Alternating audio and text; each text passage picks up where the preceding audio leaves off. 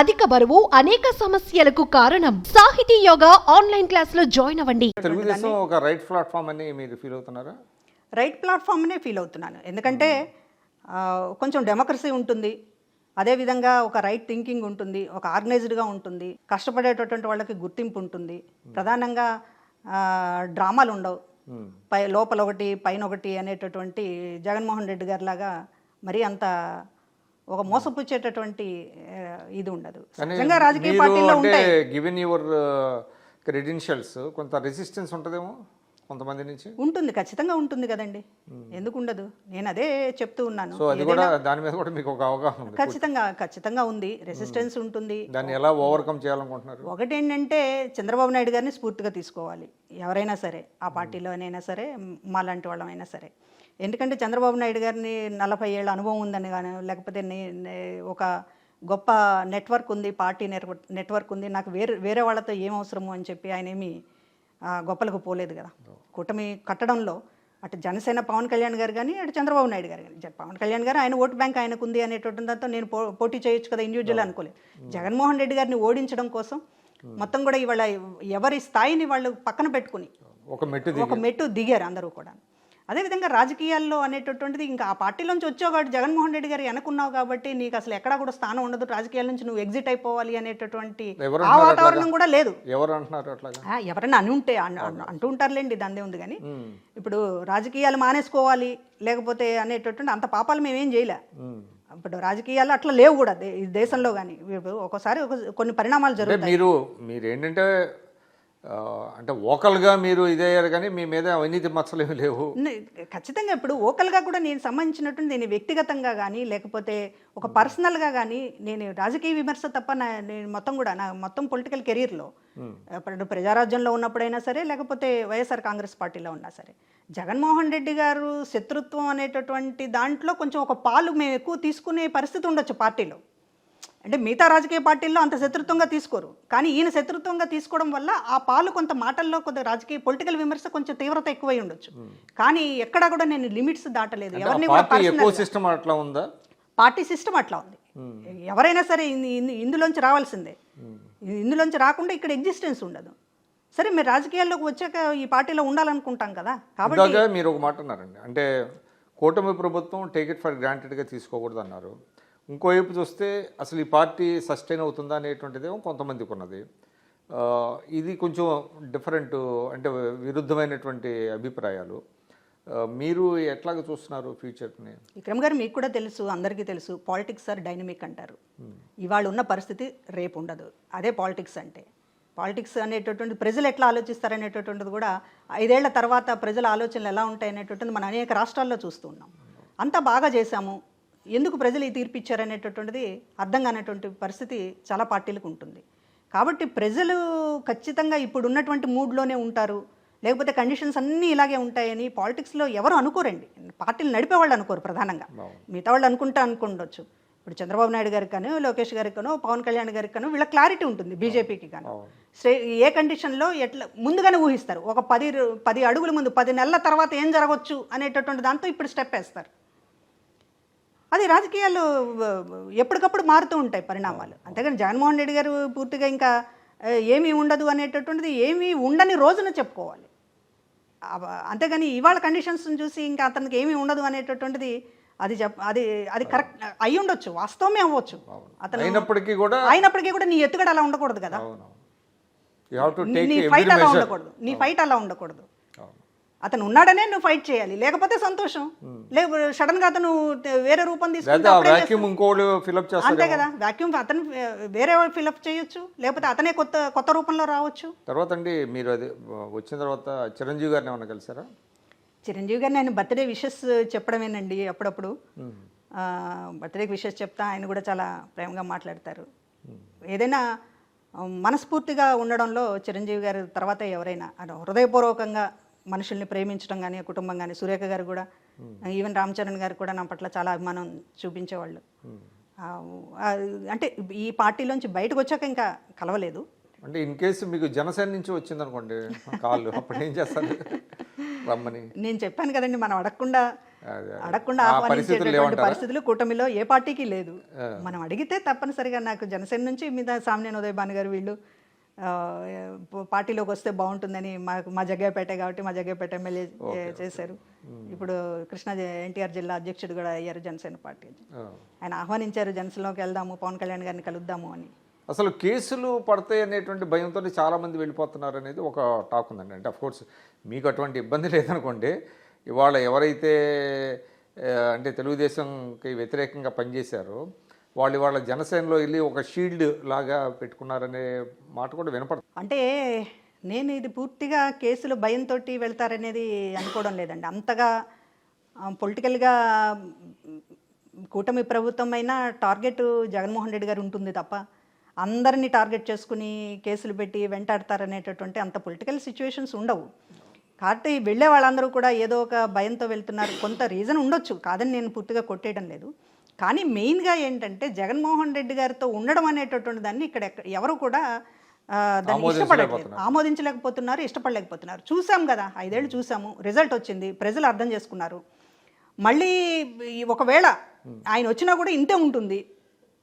ముందు ఆయన ముఖ్యమంత్రి కాడనేటటువంటి సంగతి తర్వాత, ముఖ్యమంత్రి అయినా కూడా ఊహ కూడా భరించలేకపోతున్నారు. ముఖ్యమంత్రి అయినా కూడా ఆయన పక్కన ఉండడానికి ఇష్టపడట్లేదు. అది అంతకంటే ఇంకా లూజ్ ఏముంటుంది జగన్మోహన్ రెడ్డి గారు. జగన్మోహన్ రెడ్డి గారు చాలా చేశాను అని ఎవరి పట్లైనా అనుకుంటే చాలా తప్పండి. అదేవిధంగా చాలామంది మాట్లాడుతూ ఉంటారు, పోతే ఏమవుతుంది, ఒకళ్ళు పోతే ఏమవుతుంది, వాళ్ళు పోతే ఏమవుతుంది, వీళ్ళు పోతే ఏమవుతుంది, పార్టీకి ఏమి నష్టము, ఇదంతా కూడా మాట్లాడుతుంటారు. ఇప్పుడు పోతే నష్టం ఉండదు, నేను కూడా చెప్తాను. ఒకళ్ళు పోవడం వల్ల, ఒక నాయకుడు పోవడం వల్ల ఏదో మొత్తం కూడా పార్టీకి మేజర్ లాస్ అనేటటువంటిది ఎప్పుడూ ఉండదు, ఏ పార్టీకి ఉండదు. కానీ ఇంతమంది పోతున్నారంటే నీ నాయకుడు క్రెడిబిలిటీ ఏంటనేది ప్రజలు ఆలోచిస్తారు కదా. కనీసం ఒక ఇంట్రోస్పెక్షన్ అనేది ఉండాలి, ఉంటుంది కదా.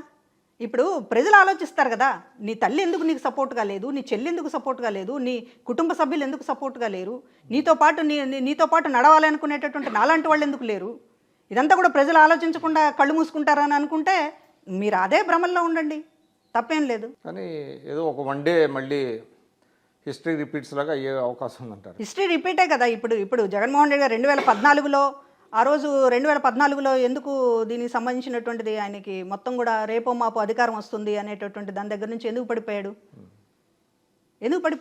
ఆయన మీద ఉన్నటువంటి కేసులకు సంబంధించినటువంటి దాంట్లో సరి అయినటువంటి సమాధానం ఆ రోజున జనం చెప్పలేకపోయాడు, జనం నమ్మలేకపోయారు. ఒక ముఖ్యమంత్రి ఇన్ని కేసులతో ఉంటే ఎలాగా విడిపోయినటువంటి రాష్ట్రం అనేటటువంటి అభిప్రాయంతో ఉండడం వల్ల ఆ రోజున మీకు అధికారం అప్పచెప్పలేదు. 5 ఏళ్ల తర్వాత మిమ్మల్ని ముఖ్యమంత్రిగా చూసిన తర్వాత మీ రిషికొండ వ్యవహారాలు లేకపోతే మీకు సంబంధించినటువంటి అనేక విషయాలు ప్రజల కళ్ళ ముందు చూశారు. మాకు డబ్బులు ఇస్తున్నావు, మమ్మల్ని కొనుక్కుంటున్నావు, ఇది ప్రజలు బాగా అర్థం చేసుకున్నటువంటి విషయం. డబ్బులు ఇస్తున్నాము అనేటటువంటి పేరుతోటి ప్రజలు ఇక మొత్తం కూడా జగన్మోహన్ రెడ్డి గారిని భుజాల మీద మోస్తారు. 30 ఏళ్ల పాటు నన్నే ఎన్నుకుంటారు, ఇక నేనేం చేసినా చెల్లుతుంది. లేకపోతే ఎవడైనా బుద్ధున్నాడు ఎవడైనా సరే 6 నెలల ముందు ఎలక్షన్ పెట్టుకుని చంద్రబాబు నాయుడు గారు లాంటి వాళ్ళని అరెస్ట్ చేస్తాడండి? పొలిటికల్ స్ట్రాటజీ అనేటటువంటి దాంట్లో అంటే ఎంత ఈగోకు పోకపోతే అంటే నేను ఏం చేసినా చెల్లుతుంది. చూసారా, ఎలక్షన్ 3 నెలల ముందు పెట్టుకుని చంద్రబాబు నాయుడు గారిని అరెస్ట్ చేసి నేను ఎలా గెలిచానో చూపిస్తాను, కిక్ అంటాడు చూసావా ఏదో సినిమాలో. అది కాకపోతే ఇది రాజకీయమా? ఎవరైనా చేస్తారా చంద్రబాబు నాయుడు గారిని అరెస్ట్? చెప్పండి. ఆ ఏజ్లో అతను అరెస్ట్ చేస్తే ఏ రకంగా ప్రజలు స్వీకరిస్తారు? అతను మంచి ఇవాళ రాష్ట్రానికి సంబంధించినటువంటి సుదీర్ఘకాలం పాటు ముఖ్యమంత్రిగా చేసినటువంటి వ్యక్తి, అతని రోల్ ఉంది, ఈ రాష్ట్రం ముందుకు పోవడంలో ఆయన రోల్ ఉంది. అలాంటి వ్యక్తిని అరెస్ట్ చేస్తే ఆ వయసులో అంటే ఏం చేసినా చెల్లుతుంది అనేటటువంటి అహంకారం తలకెక్కిన తర్వాత ఫలితం ఇలాగే ఉంటుంది. ప్రజలని తక్కువ అంచనా వేయటం, రాజకీయాలను తక్కువ అంచనా వేయడం. రాజకీయాలంటే కేవలం దాన్ని ఒక అధికారాన్ని అడ్డం పెట్టుకుని ఇష్టారాజ్యంగా సంపాదించవచ్చు అనేటటువంటి ఒకే ఒక ఫిలాసఫీ తప్ప ఇంక మిగతాది ఏమీ ఆయన పట్టించుకోలేదు. పద్మ గారు, అంటే రామచంద్రయ్య గారు ఒకప్పుడు మీకు ఆయన కొలీగ్, పొలిటికల్ కొలీగ్, ఆయన కరెక్ట్ టైము చూసుకుని ఎలక్షన్స్ ముందు వెళ్ళిపోయాడు. ఆయన వెళ్ళిపోయి ఇంకా మళ్ళీ తిరిగి ఆయనకి చంద్రబాబు నాయుడు గారు ఎమ్మెల్సీ ఇచ్చారు. ఇక్బాల్ గారు వెళ్ళిపోయాడు, ఇక్బాల్ గారికి ఇంకా ఏమీ ఇవ్వలేదు అనుకోండి. అట్లా కొంతమంది ముందుగానే పసిగట్టి బయటపడిపోయారు. కొంతమంది ఏమో ఇక సీట్లు రాలేదని చెప్పి కొంతమంది అట్లాగా వెళ్ళారు. కొంతమంది ఏమో ఇప్పుడు ఎలక్షన్స్ అయిపోయిన తర్వాత బయటకు వస్తున్నారు. అంటే ఇప్పుడు మీరు 1-2 కేసులు అయితే పర్వాలేదు, బట్ చాలామంది క్రౌడెడ్ అయిపోతుంది. ఆల్మోస్ట్ అక్కడ ఖాళీ చేసి బయటకు వచ్చేస్తున్నారు. వీళ్ళందరినీ మరి పార్టీలు అకామిడేట్ చేయడం కష్టం కదా, అంటే అందులో క్వాలిటీ పీపుల్నే తీసుకునేటువంటి అవకాశం ఉందంటారా? ఉంటుంది ఖచ్చితంగా. పొలిటికల్ వాక్యూమ్ అనేది ఉన్నప్పుడు ఏదో రకంగా దాని పరిణామాలు మారుతూ ఉంటాయి. ఖచ్చితంగా ఇవాళ కూటమిలో ప్లేస్ లేదు అనుకున్నప్పుడు ఏదో ఒక పరిణామం జరుగుతుంది. ఓకే. జగన్మోహన్ రెడ్డి గారు వెనక ఉండడానికి ఇష్టపడడం లేదు చాలామంది నాయకులు, ఉమ్.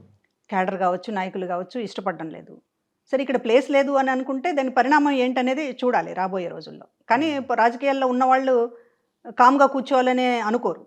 రాజకీయాలు చేయగలిగినటువంటి శక్తి ఉన్నవాళ్ళు, ఎందుకంటే రాజకీయాల్లో రావడమే ఏదో ఒక ఇంట్రెస్ట్తో వస్తారు. అవును.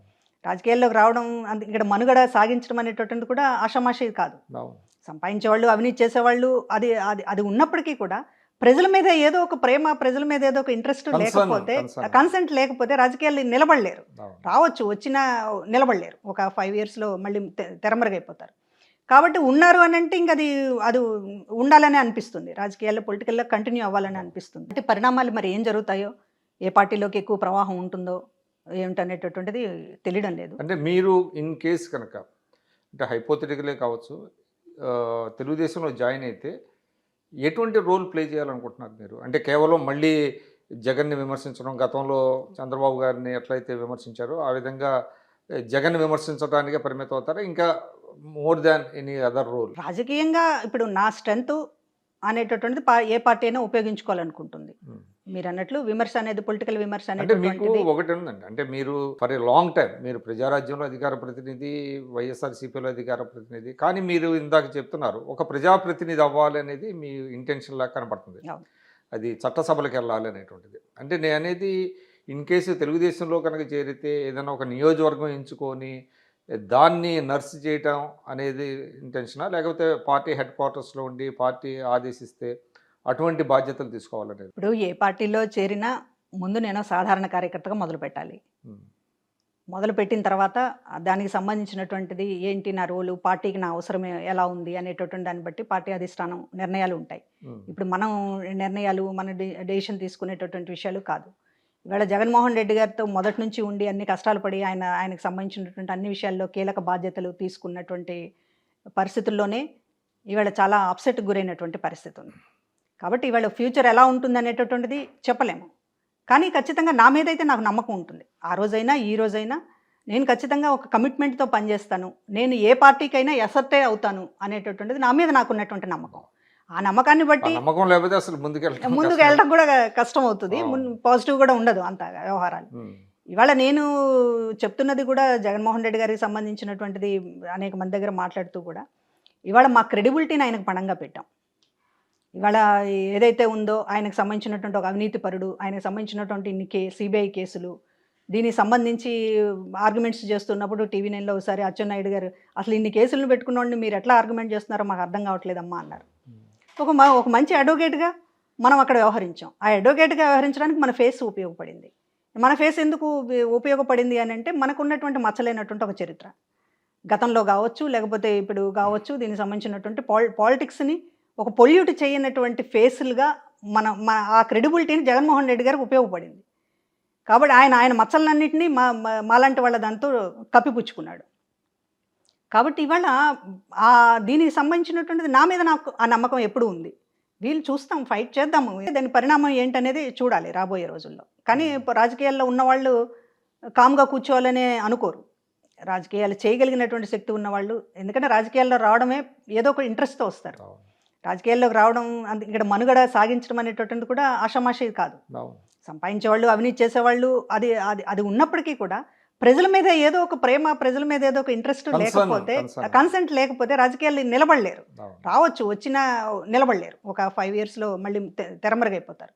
కాబట్టి ఉన్నారు అని అంటే ఇంక అది ఉండాలని అనిపిస్తుంది. రాజకీయాల్లో, పొలిటికల్లో కంటిన్యూ అవ్వాలని అనిపిస్తుంది. అంటే పరిణామాలు మరి ఏం జరుగుతాయో, ఏ పార్టీలోకి ఎక్కువ ప్రవాహం ఉంటుందో ఏమిటనేటటువంటిది తెలియడం లేదు. అంటే మీరు ఇన్ కేస్ కనుక, అంటే హైపోథెటికలే కావచ్చు, తెలుగుదేశంలో జాయిన్ అయితే ఎటువంటి రోల్ ప్లే చేయాలనుకుంటున్నారు మీరు? అంటే కేవలం మళ్ళీ జగన్ని విమర్శించడం, గతంలో చంద్రబాబు గారిని ఎట్లయితే విమర్శించారో ఆ విధంగా జగన్ విమర్శించడానికే పరిమితం అవుతారా, ఇంకా more than any other role? రాజకీయంగా ఇప్పుడు నా స్ట్రెంత్ అనేటటువంటిది ఏ పార్టీ అయినా ఉపయోగించుకోవాలనుకుంటుంది. మీరు అన్నట్లు విమర్శ అనేది పొలిటికల్ విమర్శ అంటే మీకు అనేటువంటిది ఒకటి ఉందండి, అంటే మీరు ఫర్ ఏ లాంగ్ టైం మీరు ప్రజారాజ్యంలో అధికార ప్రతినిధి, వైఎస్ఆర్సీపీలో అధికార ప్రతినిధి, కానీ మీరు ఇందాక చెప్తున్నారు ఒక ప్రజాప్రతినిధి అవ్వాలి అనేది మీ ఇంటెన్షన్ లాగా కనపడుతుంది. అవును.